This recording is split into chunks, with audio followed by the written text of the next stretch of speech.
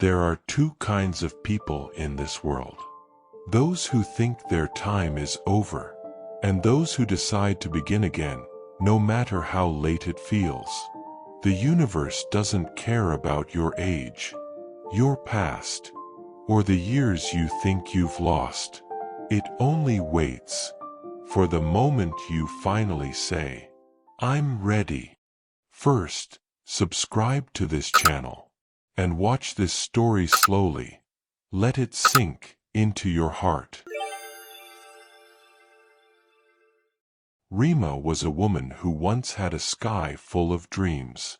She used to write poetry in school, paint, laugh, and promise her friends that she'd do something great one day. But life had its own plans. She married early, at 20. Then came a home to care for, a husband to support, and 2 children to raise.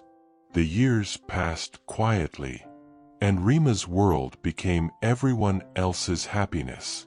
But now, both her kids were in college, and her husband was always busy with work. The laughter in her house had turned into the hum of loneliness.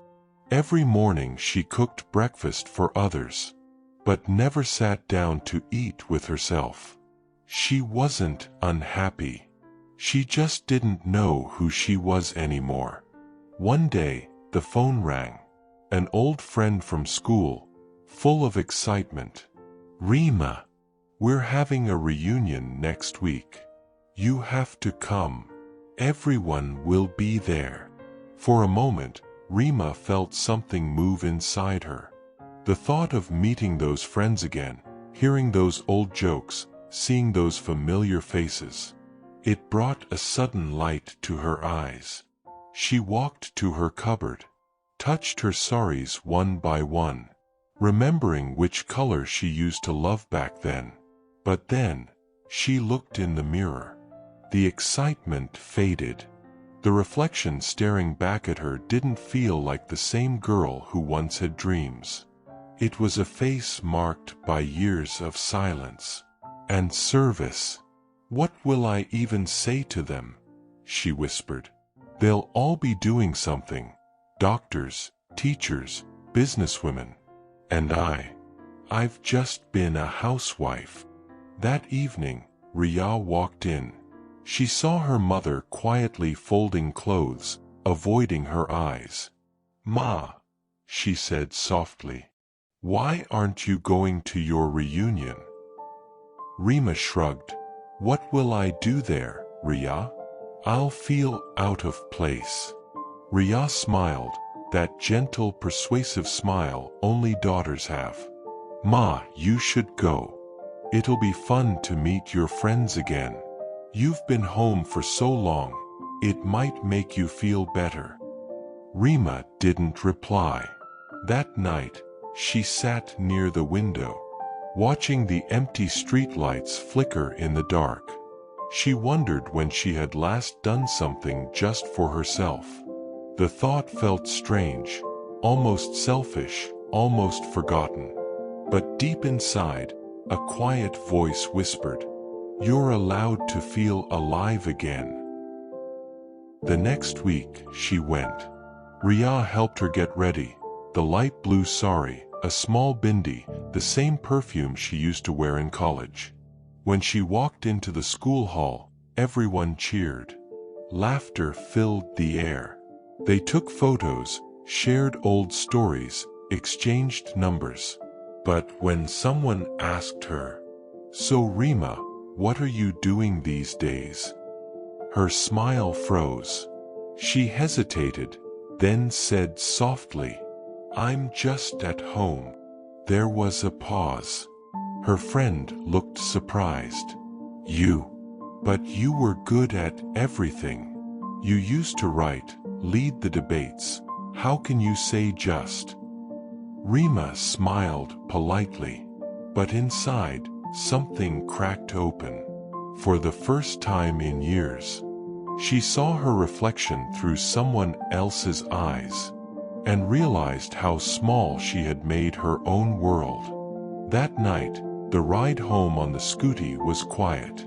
The city lights passed by, but both Reema and Riya stayed silent. Later, during dinner, Reema barely spoke. Riya could see her mother's thoughts sitting behind those quiet eyes, old memories mixing with regret, like dust floating in sunlight. Days passed. Reema stopped talking about the reunion, but one morning, Riya came to her with a notebook. "Ma," she said gently, "I know you want to do something. Something that's yours. Something that makes you feel alive again."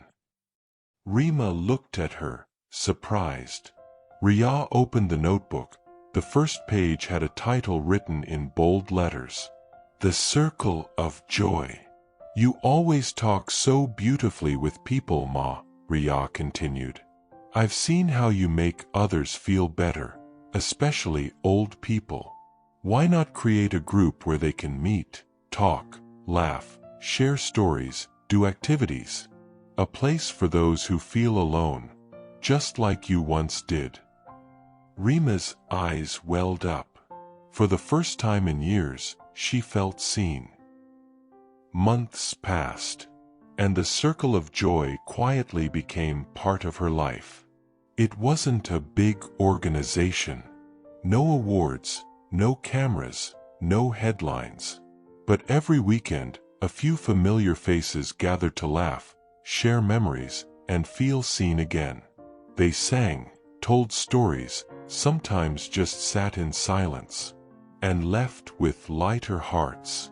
At the center of it all was Reema, listening, smiling, alive again. Her world wasn't loud, but it was peaceful. She didn't need fame. She just needed a reason to wake up with purpose. A small circle, a few smiles, and the quiet pride of knowing she was doing something that mattered. For the first time in years, Reema wasn't just a wife or a mother. She was herself. Sometimes, the universe doesn't change your life in grand ways. It changes it in quiet ones.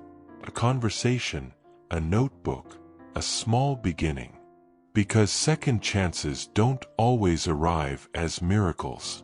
Sometimes, they arrive as you finally deciding to move again. Reema once believed her story was over. But life was only waiting for her to turn the page. The universe gives second chances, but only when you finally give yourself one.